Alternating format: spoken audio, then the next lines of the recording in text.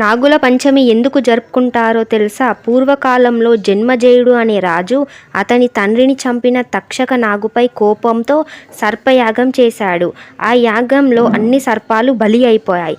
ఇక భూమిపైన నాగవంశం అంతరించిపోతుంది అని దీన్ని చూసిన మనస్విని అనే వృషపతిని యాగాన్ని ఆపివేసింది. ఎందుకంటే ప్రకృతి వాతావరణం నాగులు అవసరం, వీటిని అంతం అయ్యేలా చేయడం భయంకరమైన పాపమని ఆమె చెప్తుంది. ఆమె తెలివితేటలతో చెప్పడంతో ఆ యాగాన్ని ఆపేశారు. ఇక తక్షకుడు ప్రాణాలతో బయటపడ్డాడు. జన్మజయుడు తప్పు నిర్ణయం తీసుకున్నాడు అని గ్రహించి పశ్చాత్తాపం చెంది శాంతి మార్గంలో ప్రవేశించారు.